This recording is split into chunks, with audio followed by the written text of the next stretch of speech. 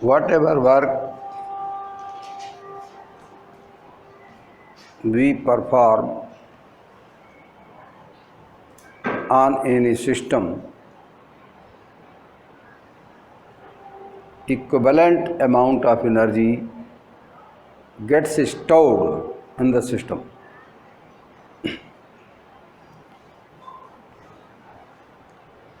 Suppose कर लिया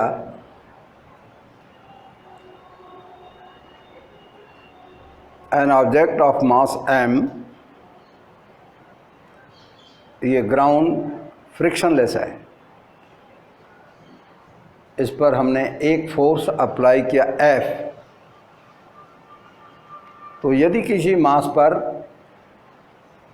हमने फोर्स अप्लाई कर दिया तो उसमें एक्सीलरेशन होगा ही। किसी मास पर बल लग गया तो उसमें एक्सीलरेशन होगा और body from this initial state transfers to another final state in time t.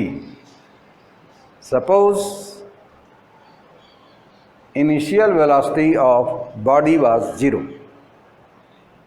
and after time t its final velocity was v.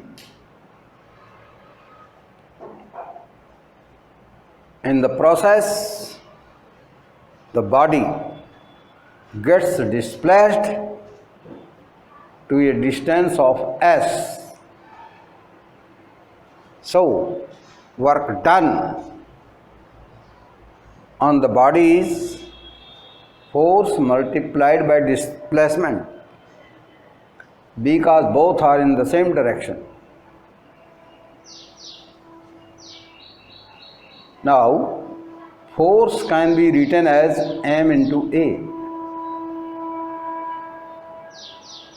and yes, as you are already aware of it, this is equation of motion. By equation of motion you know S is equal to ut plus half d square, second law of equation of motion. But we have supposed initial velocity of object was 0. Put value of u 0 here. Now you see this becomes like this, but AT can be substituted by V.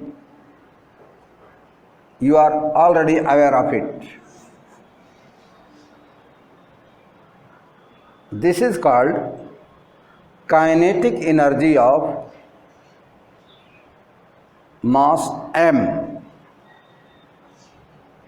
Kinetic energy of the same object of mass m is half mv square, and both work and kinetic energy are same. So when we apply force upon a system, it gives velocity to the mass, and mass gets energized. If a mass has no velocity, there is no any kinetic energy in the mass. कोई भी मास moving है with speed v, mass is moving with speed v, it contains kinetic energy half mv square with it.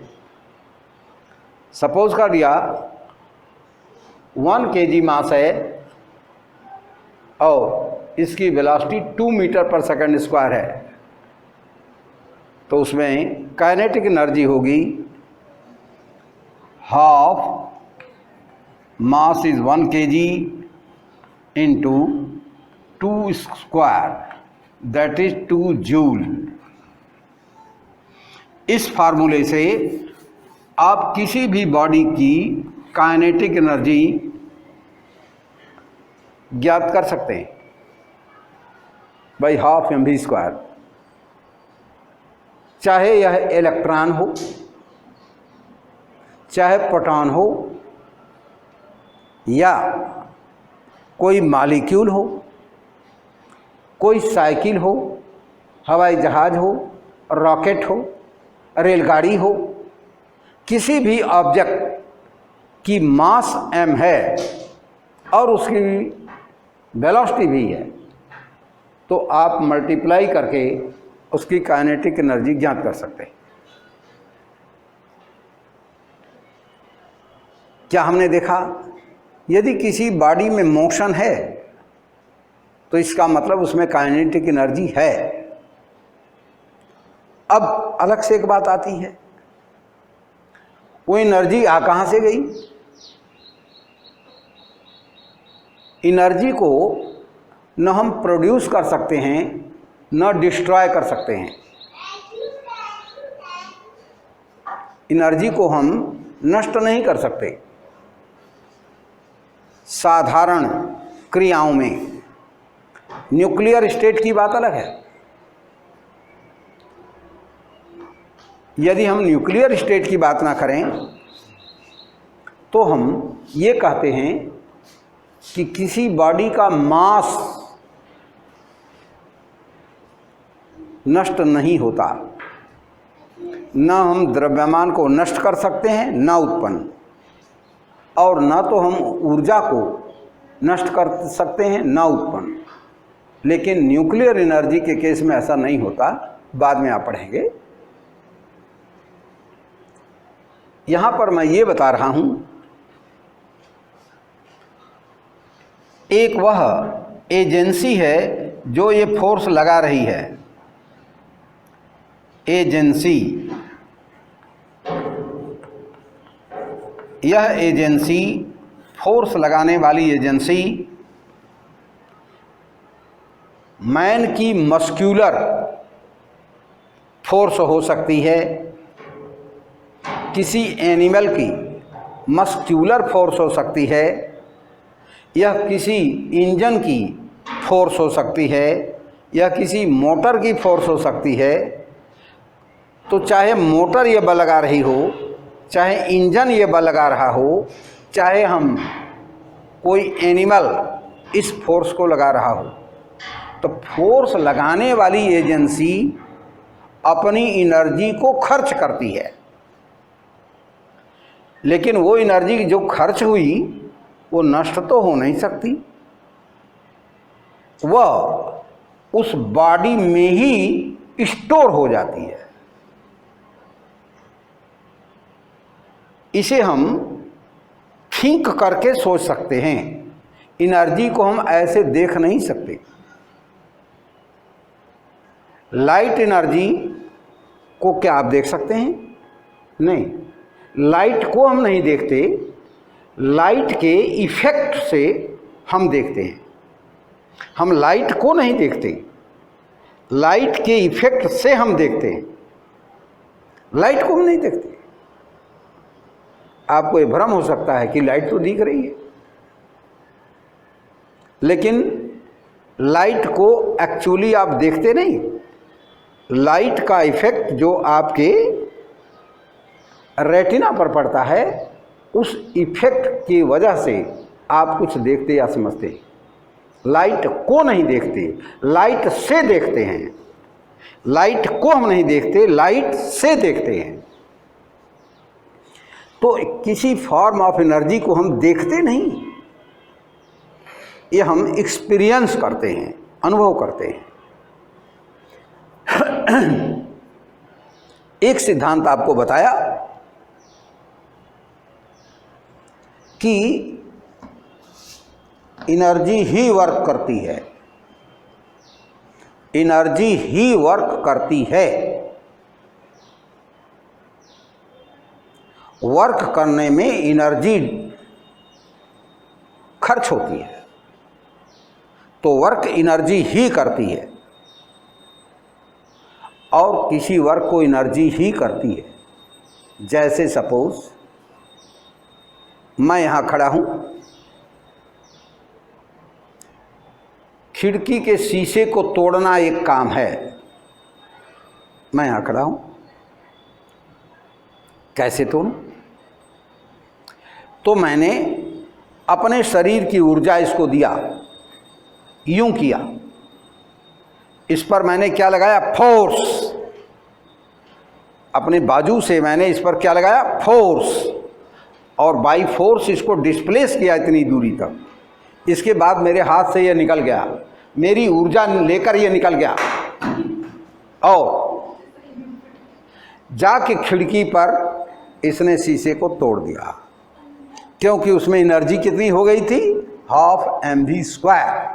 उसमें energy हो गई। उसमें energy थी नहीं, मैंने उसको एनर्जी दिया,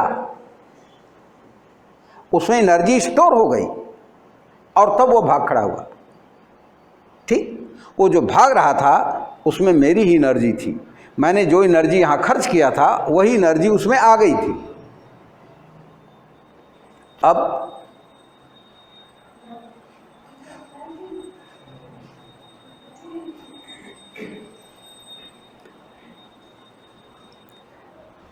यदि कोई आदमी यहाँ बैठा हुआ है, कोई आदमी इस छत के नीचे बैठा हुआ है, अपने हाथ में ये डस्टर का पीस लिया हुआ है आदमी,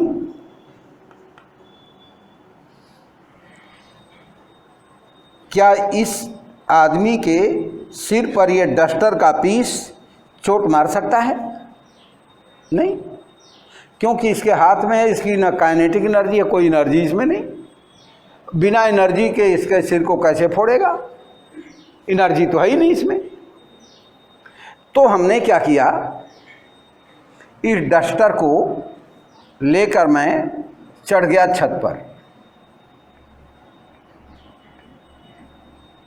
और यहाँ से डस्टर के पीस को मैंने छोड़ा तो ये नीचे जाता गया, टन, चोट तो लग गई, काम कर दिया इसने। तो यहाँ से जब मैं इसको लेकर यहाँ छत पर जाता हूँ, किसी भी बॉडी को हम अगेंस्ट ग्रेविटी डिस्प्लेस करते हैं इन वर्टिकल डायरेक्शन, ऊंचाई पर ले जाते हैं, तो इसका मतलब हम इसमें ऊर्जा भरते जाते हैं। ये साइंस पढ़ने वाला छात्र इस चीज़ को अनुभव करता है, सोचता है इस दिशा में।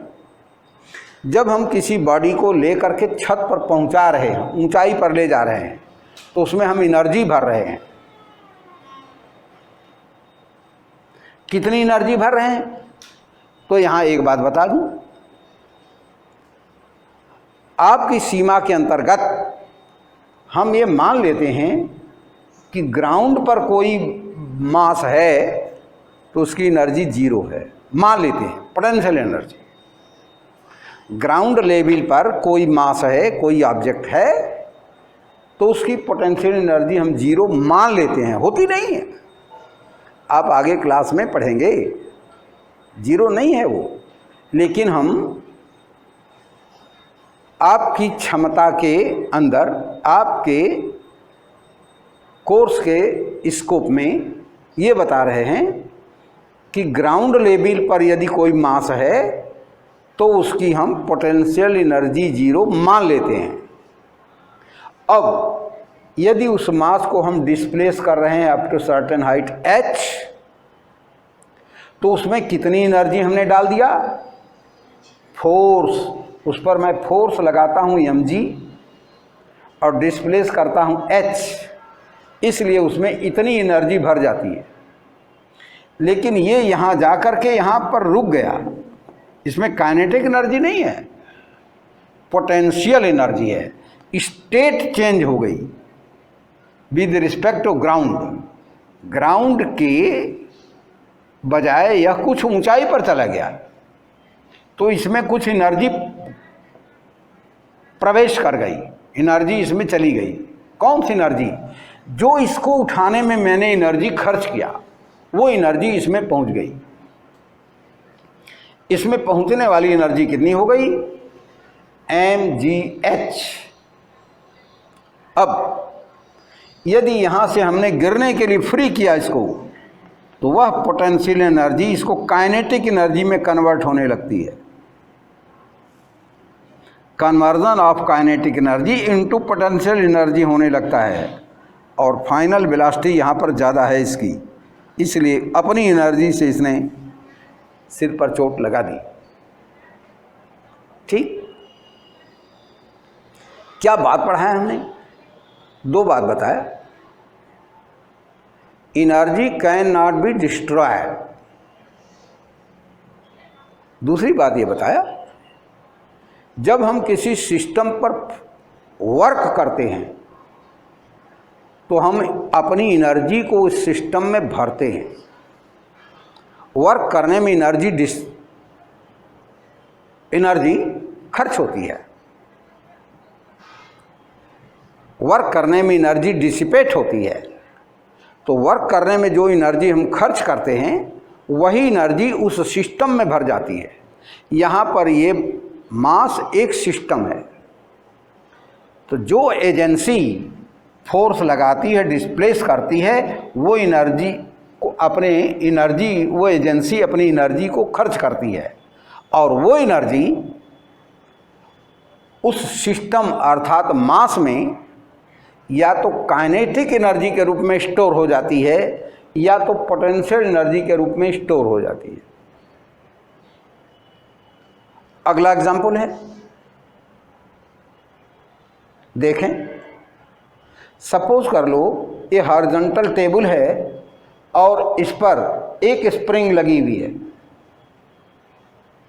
इस स्प्रिंग को हमने थोड़ा बल लगाया और दबा दिया, और इस स्प्रिंग को एक रस्सी से हमने बांध दिया, और मैंने किसी से कहा कि मैंने किसी व्यक्ति से कहा कि मैंने तो उस स्प्रिंग में ऊर्जा भर दिया। उस आदमी को यह आश्चर्य हो सकता है कि भाई स्प्रिंग में कोई चीज़ तू कैसे भर देगा। ध्यान देना, ऊर्जा दिखती नहीं है। मैंने कहा चलो मैं दिखा दूं तुम्हें ऊर्जा। उसने कहा चलो भाई दिखा दो, कहाँ तुमने भर दिया ऊर्जा। तो उस आदमी को मैंने यहां पर खड़ा कर दिया, यहां पर खड़ा कर दिया।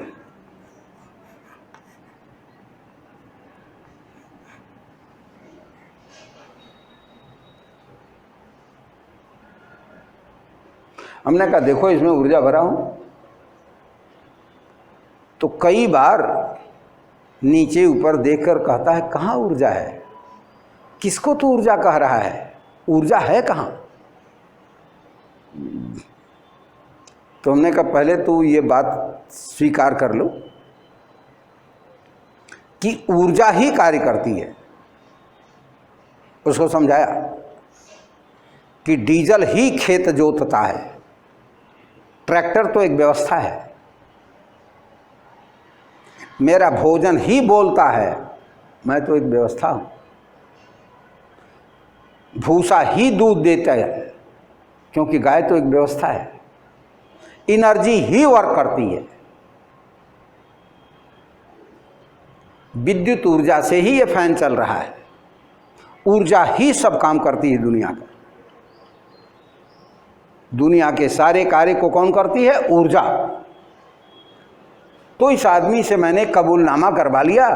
हमने कहा देखो कुछ होगा तो समझ जाना कि ऊर्जा ने किया है, मुझको दोष मत देना।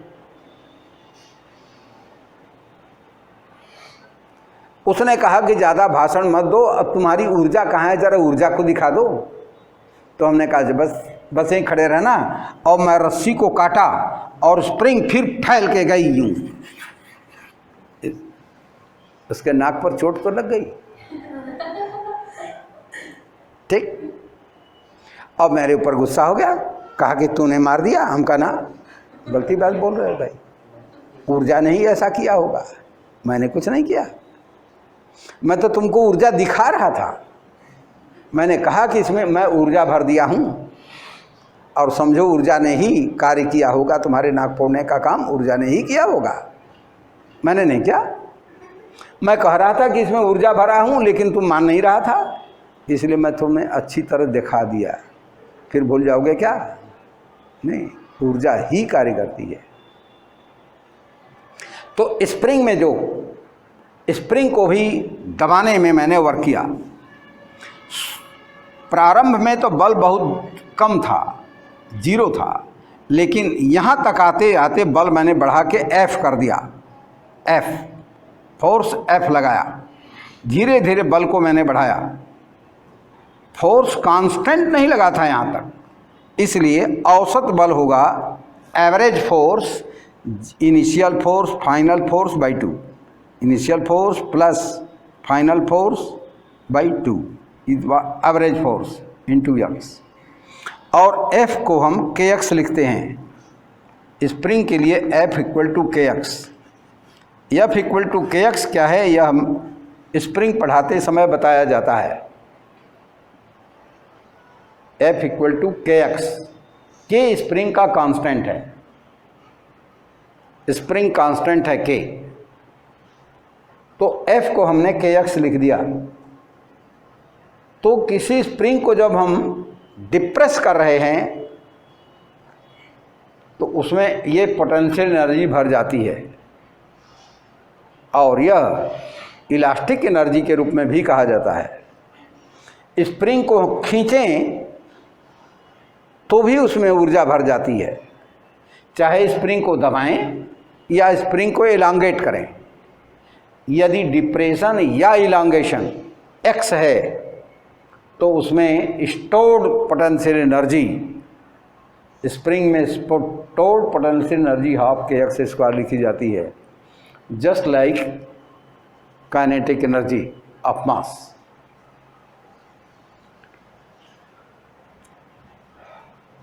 अगली बात,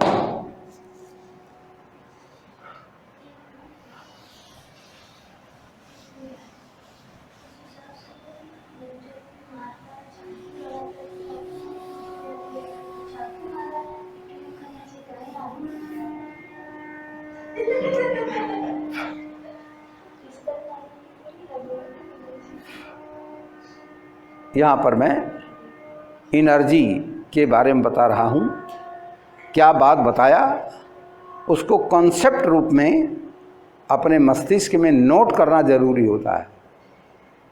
यदि वो कॉन्सेप्ट रूप के में आपके दिमाग में नहीं है तो आपके दिमाग में से निकल जाएगा, तो फिर आपको प्रॉब्लम्स सॉल्व करने में दिक्कत होगी।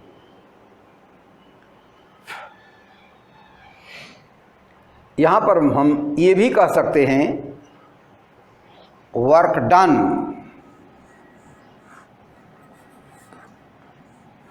Is equal to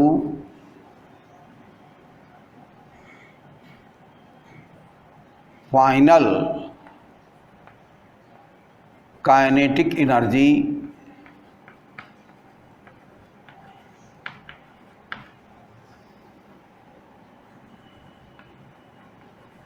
minus initial kinetic energy, या in short W is equal to EK2 minus EK1।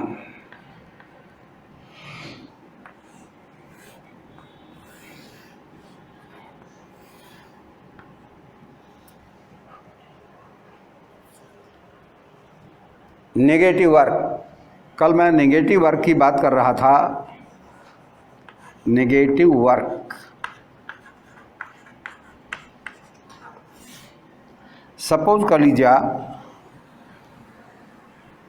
ये फ्लोर है और यहाँ पर एक कॉइन पीस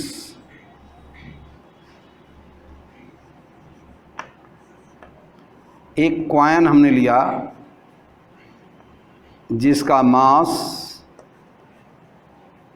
10 ग्राम है।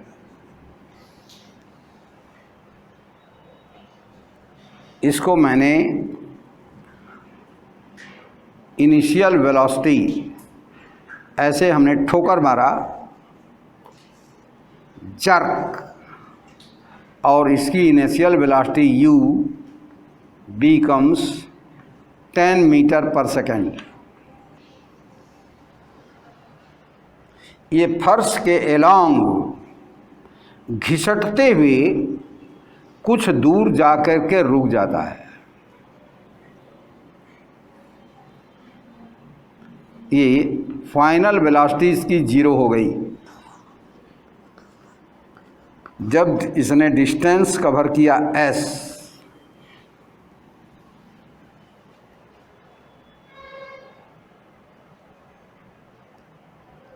एक बात,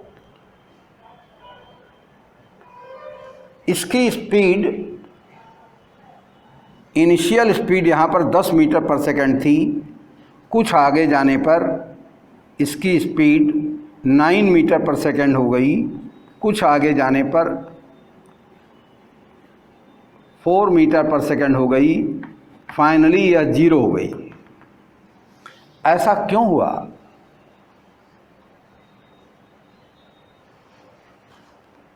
तो एक बात हम कहते हैं कि इस फ्लोर का फ्रिक्शनल फोर्स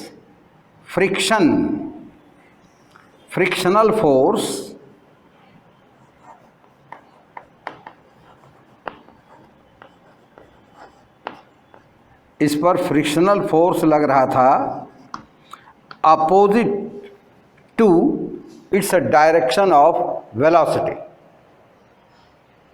कॉइन मूव कर रहा था in forward direction, but the force of friction on its bottom was in opposite direction. तो जो भी फोर्स इस पर लग रहा था वह इस कॉइन को रोक रहा था, निगेटिव वर्क कर रहा था। कैसे देखें आप? पहली बात ये जाने कि इनिशियल काइनेटिक एनर्जी तो इसमें थी, फाइनल काइनेटिक एनर्जी 0 हो गई। यह चेंज बॉडी के एनर्जी में चेंज किस एजेंसी ने किया? वह कौन एजेंसी थी जो इसको रोक रही थी? तो हम कहेंगे फ्रिक्शनल फोर्स। फ्रिक्शनल फोर्स ही रोक रहा था, फ्रिक्शनल फोर्स ही इसके मोशन को अपोज कर रहा था। तो फ्रिक्शनल फोर्स लगाने वाली एजेंसी कौन थी? ग्राउंड। ग्राउंड उस पर floor surface was opposing by its virtue of friction. Frictional force was applied by surface of floor, और वो एजेंसी जो डेवलप कर रही थी फ्रिक्शनल फोर्स को, वही इसके मोशन को अपोज कर रही थी, वही एजेंसी वर्क कर रही थी। अब हम इस वर्क को दो तरह से निकाल रहे हैं। पहला, by this formula, work done final kinetic energy minus initial kinetic energy. Final kinetic energy was 0 because velocity 0। initial kinetic energy is half mass 10 gram means 0.01 kg. 0.01 kg. 10 gram means 0.01 kg multiplied by 10 का square, that is equal to minus half equal to minus 0.5 joule. ये work हुआ. दूसरा method देखें.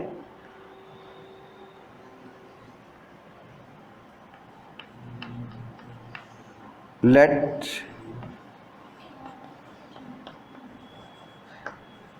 frictional force of ground was F.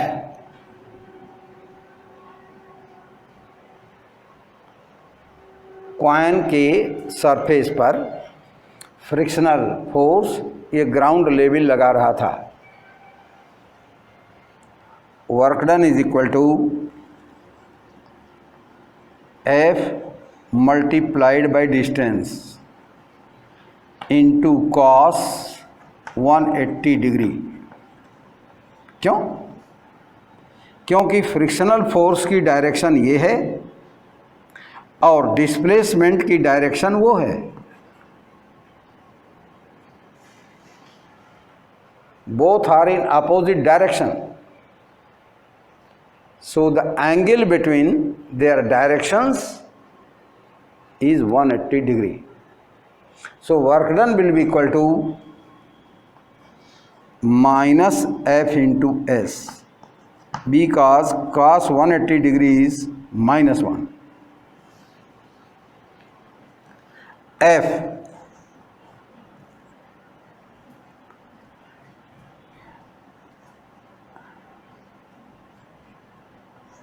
S कितना लिखेंगे? V square minus U square by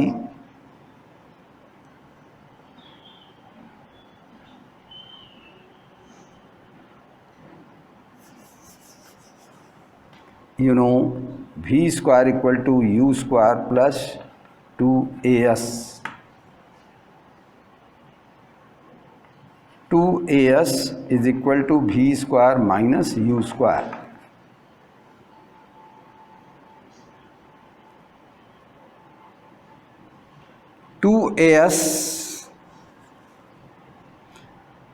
S is equal to V square minus U square by 2A. 2A को हम लोग लिख सकते हैं,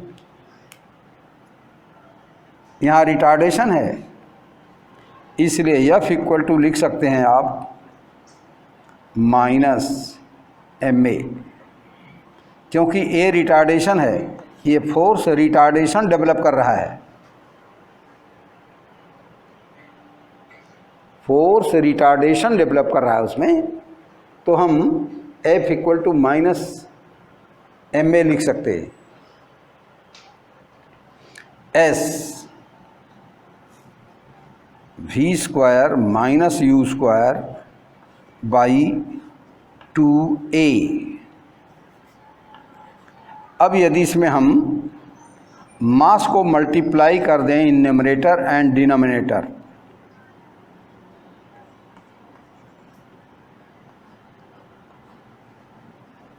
F into 0 square minus U square into M by 2 minus F. AM को हम माइनस F लिखेंगे. ये हो गया half minus half MU square, that is equal to minus half 0.01 into 10 का स्क्वायर, that is minus 0.5 joule. Same हुआ। इन छोटे छोटे प्रश्नों को पहले सॉल्व करो अपने रीडिंग टेबल पर बैठ करके। बुक्स में सैम्पल एग्जाम्पल दिए हुए हैं, कैसे बुक में सॉल्व किया हुआ है उसको धीरे धीरे और गौर से पढ़ें आप, और अपने मस्तिष्क को वहाँ पर रोकें। साइंस को चिंतन करते हुए पढ़ते हैं। किसी भी चीज़ को पढ़ते समय हम उन लाइंस पर, उन वर्ड्स पर चिंतन करते हैं। ये लिखा है, इसका क्या मतलब हुआ, वो लिखा है, उसका क्या मतलब हुआ। और जब वो मतलब समझ में नहीं आता, उसका अर्थ समझ में नहीं आता, तो उसको एक छोटे स्लिप पर नोट कर लेते हैं कि मैं यहाँ पर ये वर्क कर रहा हूँ, ये कैसे हो रहा है, नहीं समझ में आई बात। तो पढ़ते समय आपको तमाम शंकाएं होती हैं, ये कैसे हो रहा है, वो कैसे हो रहा है। तो टीचर से उन शंकाओं को पूछते हैं, सर मैं ऐसे कर रहा हूँ, ऐसे हो रहा। तो टीचर आपको क्लियर कर देंगे, तो आपके ब्रेन में, आपके वर्क में फ्लो आ जाएगा, आपकी शंका दूर हो जाएगी। तो आप एक सीढ़ी ऊपर चले जाएंगे, आप प्रोग्रेस की ओर होंगे। और यदि शंका होती नहीं, आप पढ़ते नहीं, तो शंका ही नहीं होगी। पढ़ेंगे तो शंकाएं होंगी। तो उन शंकाओं को दबाते नहीं, उन शंकाओं को अपने अध्यापक से अवश्य कहते हैं, और अध्यापक आपकी उन शंकाओं को जरूर दूर करेंगे। अध्यापक का एक कर्तव्य ही बनता है।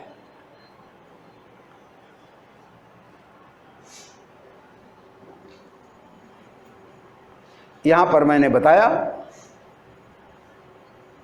कि वर्क को हम ऐसे भी ज्ञात कर सकते हैं बाय डिफरेंस ऑफ एनर्जी, और या ऐसे। फिर से हम कॉन्सेप्ट पर लौटते हैं।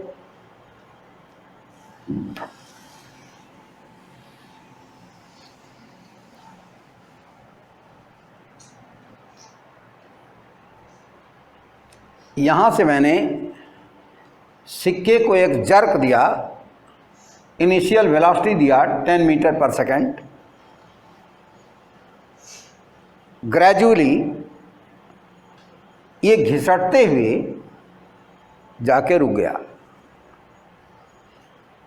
एक क्वेश्चन है, क्या frictional force of the ground was same from beginning to last position, from beginning to final position? क्या यह फ्रिक्शनल फोर्स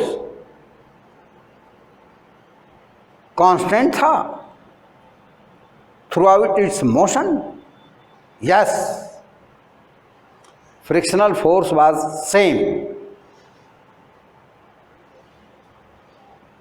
जब तक वो मोशन में था उस पर काइनेटिक फ्रिक्शन लग रहा था। तो kinetic friction from beginning to final position was same, और वो फ्रिक्शनल फोर्स को मैंने कांस्टेंट F माना। एक बात। दूसरी बात मैंने कहा कि इसमें इनिशियली एनर्जी थी, फाइनली एनर्जी खत्म हो गई, काइनेटिक एनर्जी समाप्त हो गई। तो वो एनर्जी कहाँ चली गई? वर्क करने में डिसिपेट हो गई, क्योंकि एनर्जी ही वर्क करती है। वो काइनेटिक एनर्जी ही थी जिसने इसको यहाँ तक मोशन कराया। जो इनिशियल काइनेटिक एनर्जी थी मास में, वो एनर्जी ही इसको यहाँ तक ले गई। उस फ्रिक्शन का मुकाबला उस काइनेटिक एनर्जी ने ही किया। अभी मैंने बताया था कि वर्क करने में एनर्जी डिसिपेट होती है, तो इसमें इस मास की अपनी एनर्जी ही, इस मास में जो अपनी काइनेटिक एनर्जी है थी वही खर्च हुई और धीरे धीरे पूरी एनर्जी खर्च होकर फाइनली रुक गया। इस वर्क को करने में दो एजेंसीज ने काम किया। मैं साधारण ढंग से पूछूं कि जब मैंने इस मास को जर्क दिया और यह इस प्लेन पर घिसटते हुए फाइनल पोजीशन में जाकर रुक गया, तो इसमें वर्क किसने किया? तो हम कहेंगे kinetic energy, initial kinetic energy of mass, उसने पॉजिटिव वर्क किया। लेकिन जो ग्राउंड का फ्रिक्शनल फोर्स था वो नेगेटिव वर्क किया। ध्यान दें, इसकी इनिशियल काइनेटिक एनर्जी कितनी थी? इसकी इनिशियल काइनेटिक एनर्जी थी EK1 was equal two plus 0.5 joule.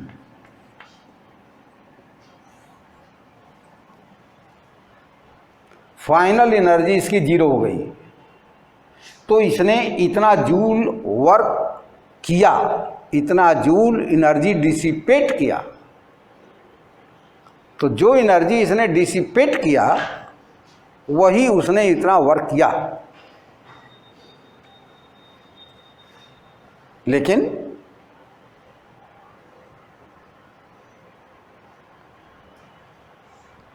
Frictional force opposite to direction of motion था, तो उसने फ्रिक्शनल फोर्स ने इतना वर्क किया माइनस 0.5 जूल।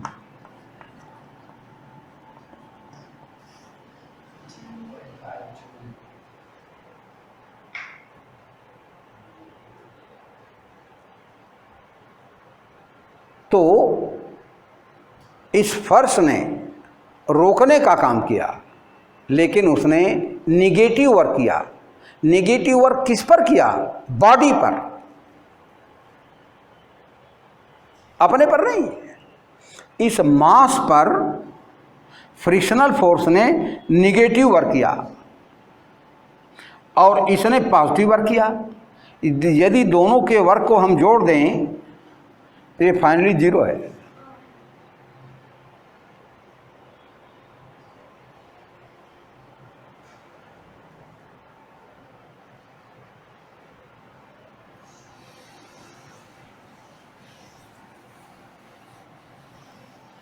एक एग्जाम्पल ये पूछा गया, आप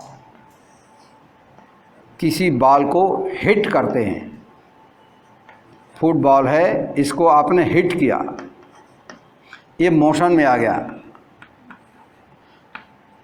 फाइनली इसका मोशन धीरे धीरे जाकर के रुक जाता है, इसकी फाइनल वेलोसिटी 0 हो गई। कुछ दूर जाके तो रुक जाएगा, ये कॉमन एक्सपीरियंस आपका। फुटबॉल को हम किसी फील्ड में हिट करें तो कुछ दूर जाकर के रुक जाता है। अब हमने पूछा ये क्यों रुक गया, तो क्या जवाब दोगे?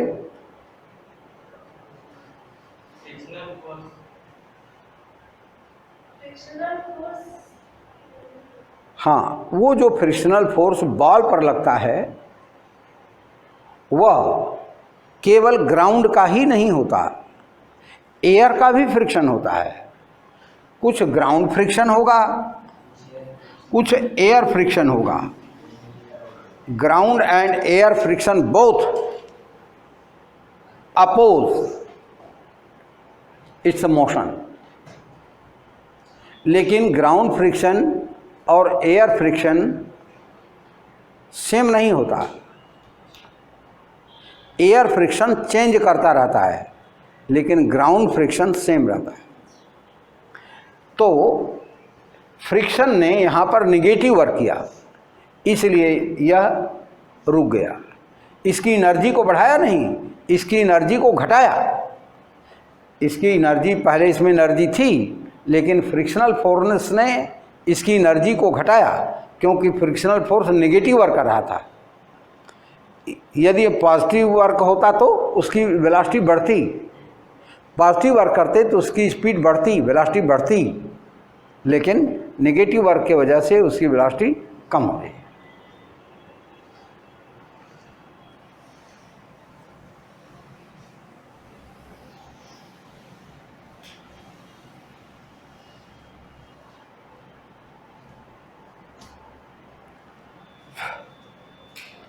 किसी खिलौने में इस ढंग की स्पाइरल स्प्रिंग लगी होती है। स्प्रिंग वाले खिलौने, उनमें जब हम चाबी ऐसे लगाते हैं तो यह स्प्रिंग ज़्यादा कॉम्पैक्ट फॉर्म में आ जाती है, और जब हम उस खिलौने को फ्री करते हैं तो इस स्प्रिंग में भरी हुई एनर्जी उसको कुछ देर तक ले जाती है, कुछ दूरी तक ले जाती है खिलौने को, और छोटे बच्चे उसे देखकर खेलते हैं, हंसते हैं, सीखते भी हैं, क्योंकि ऑब्जर्वेशन देखकर हमारा मस्तिष्क उसके बारे में चिंतन करता है, सोचता है। छोटा बच्चा है, उसका चिंतन कब उसके इस फॉर्म के बारे में करेगा कि हम भी नहीं जानते। तो वो टॉयज बड़े काम के हैं, वह आपके मस्तिष्क के विकास में सहायक हुआ करते हैं।